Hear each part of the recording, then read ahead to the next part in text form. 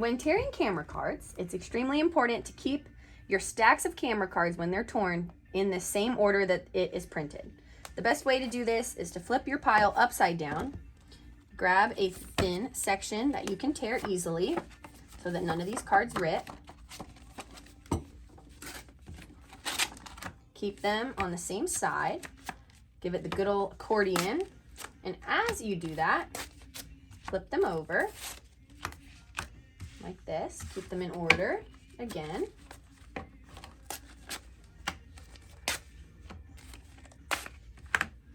Okay.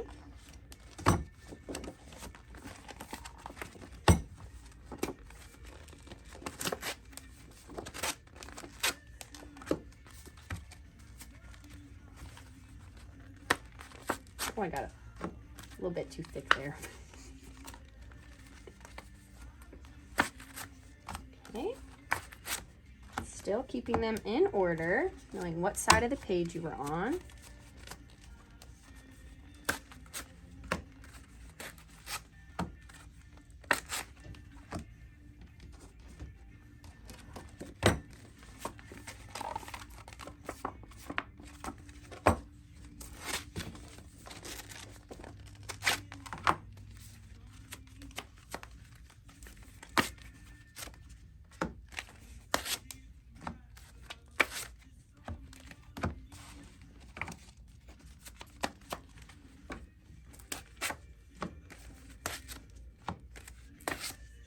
Okay, now once they are all in the same order that they were printed, technically the way that these stacks should line up for your homeroom selection is like stack A goes on top of B, A and B goes on top of C, and so on down the line.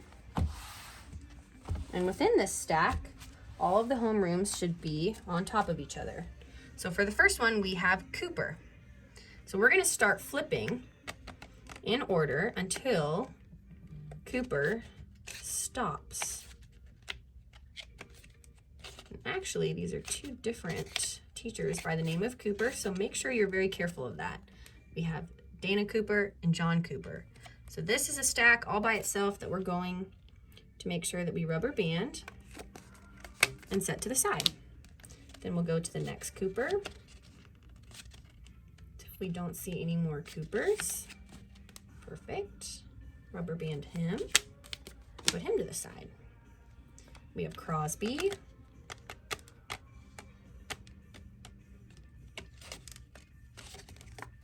We're gonna rubber band him. We're gonna have Cross.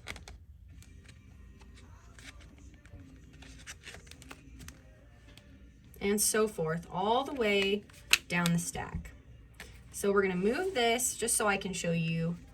If we have all these stacks, like these are high school cards, so at this point you would be done. If this whole stack was organized and rubber banded, you could put all of these camera cards in the job bag and give it to the school, because they could just go through and find Cooper's homeroom and just place them in the box. Now if this were middle school or elementary school cards, I take it a step further and I actually organize these stacks into grades for them. So like this one is 10, this one is 10th grade. So at the end, I would take my big stack of 10th grade cards and I would actually rubber band them horizontally so that like in elementary and middle schools, you know, they have 4th grade halls, 8th grade halls. They could take all of the 8th grade cards, go down the 8th grade hallway, and then put them in the box.